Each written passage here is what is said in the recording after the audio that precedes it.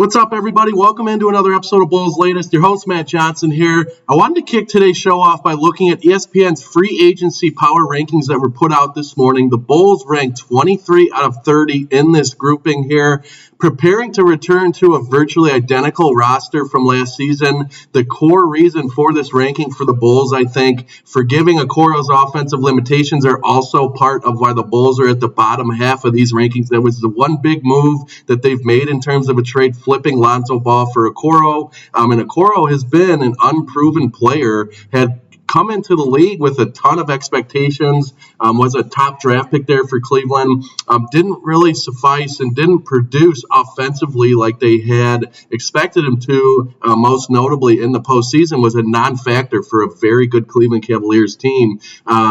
So I just think when you're the Bulls, you're obviously attempting to build a defensive identity here by making that move. Obviously, they brought Trey Jones back, but in terms of free agency power rankings, that's the one big pillar that fell for the Bulls up to this point. Obviously, the last thing to do in terms of free agency is to work out a contract with Josh Giddy. So I think it's very accurate when you're putting the Bulls at 23 here. That hadn't moved. They put out a list earlier in the offseason. The Bulls were at 23 in that list as well. So they're kind of at the bottom tier there. And I think it's very plausible to look at this team and view them as another play-in team in the Eastern Conference up to this point, and that's assuming that Vooch doesn't find a trade partner, and if he's bought out, we'll have to see that, but I expect Kobe White to be back. Ayo Dosunmu, there's a lot of chatter about him, but it's increasingly seeming like he's going to remain a Chicago Bull, at least for the near future here, so have to prepare for that and prepare for probably a team that's going to win somewhere between 33 and 35 games in this next 2025-26 season. So coming in at 23 again in the free agency power rankings by ESPN, of no surprise to me. I wanted to switch gears and talk more about a guy I've profiled throughout the entirety of this show. He's a big, big pillar for this Bulls organization to kind of wait to fall here, and that's Josh Giddy. NBA executives are put together in some talks on how his next contract might play out here. The Athletics' Jed Katz and Joel Lorenzi polled 16 NBA executives, including anyone in the Bulls front office, about Giddy's contract situation. I wanted to put in front of us here some of the results in terms of what these NBA executives think is going to turn out in terms of the Josh Giddy contract situation here.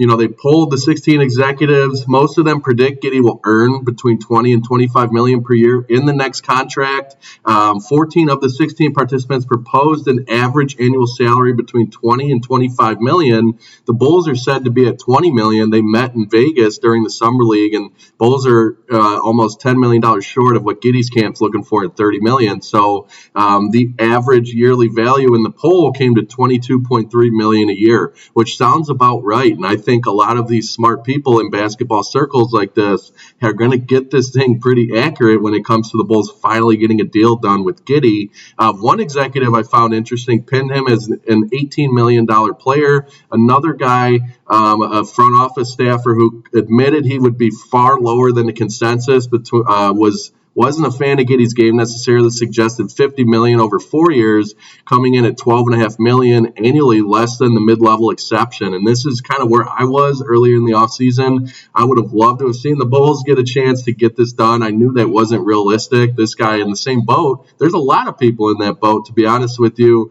not wanting to fork over a ton of money to Josh Giddy, and that's why this thing's going to take so long.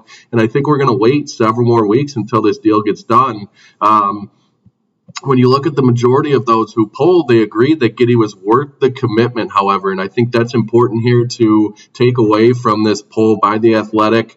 7 of the 16 participants proposed 4-year deals for him, one for $50 million, one for $80 million, and one for $88 million. There was four pollers actually went for $100 million deals. 3 more respondents suggested 5-year contracts, one for $112.5 million, one for $115 million, and the largest one, both in money and average annual value, for $125 million. So that's the biggest deal. I doubt they'll get to $125 million, but it just shows you how NBA executives view him as being a big piece to what the Bulls have done, and that the fact that he's kind of earned that contract. So the exception is that Giddy will eventually agree on a deal to earn around $20 million to $25 million per year and stay with the Bulls. Or the expectation here is that he's going to do that. I just think that it's a matter of time and getting a viewpoint of some smart NBA people here, kind of going and diving into the actual numbers here of what to expect,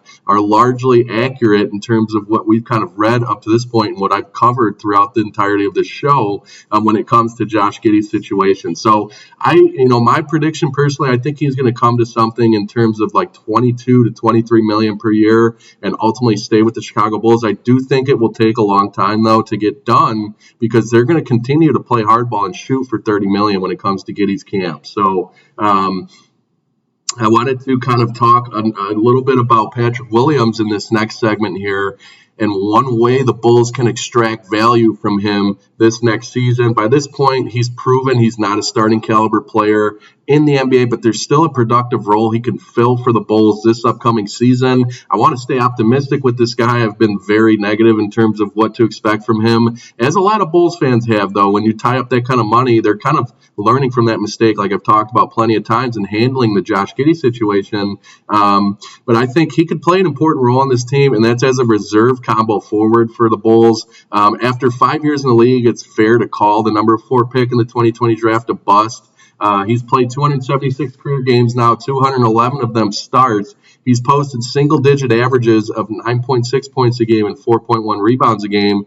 The one bright spot for him, and it's really the Bulls' best three-point shooter on the roster at the moment. I mean, Kobe White's up there as well, but Pat Williams connected on 39.2% of his three-pointers to this point, putting up nearly 3 triples per game, but hasn't developed much else, and that's been the problem with this guy. All the organization can do is try to ignore that off-the-wall contract, focus on what value remains for Williams and what he can add to this team moving forward. He's proved to be an efficient player as a reserve. He'll fill the same role in 25-26, but his minutes could be cut even further with Okoro and Asenge in the fold now. And I think Okoro is going to get plenty of time on the floor. I think they view him as a big contributor to this team by flipping Lonzo Ball for him. I think he's going to have a big role. And I kind of have switched gears here on my expectation for Asenge. And I've seen plenty of backers in terms of the NBA industry kind of saying the same thing. But I think Asenge is going to get a lot more playing time with this Bulls roster from the jump than we all think. I think throwing him in the fire as an 18-year-old, a very raw talent, could be a good thing. And Billy Donovan could benefit from that in terms of what he's going to get out of the guy. So, Pat Williams, a very expensive 7th or 8th man, but he would be more of an asset to the Bulls in that type of contributing role as a 7th or 8th man. So something we'll continue to keep an eye on here as we move through things. And then I kind of wanted to close out today's show by briefly talking about why a Vooch buyout won't happen. I talked about the rumblings in NBA talks being that the Bulls could buy him out. That's just not the way that the Bulls have done things. And an NBA executive revealed to Sean Devaney of Athlon Sports why a buyout won't happen. He said, quote, "They're not looking to buy him out," end quote. One NBA executive said, "If there's one thing that has been consistent about Jerry Reinsdorf over 40 years, he's the same with the White Sox, is that he does not pay players or coaches to not play or coach for him." So I think this will stand true when it comes to Nikola Vucevic. I don't think the Reinsdorfs will want to do that. I think that when history states itself for this organization, the way the ownership has gone with these two teams that they own in Chicago, they don't like to do that. I don't think Vooch is going to be a start of a new movement for them in that manner, especially the fact that he's on that one-year deal. I think there's a good chance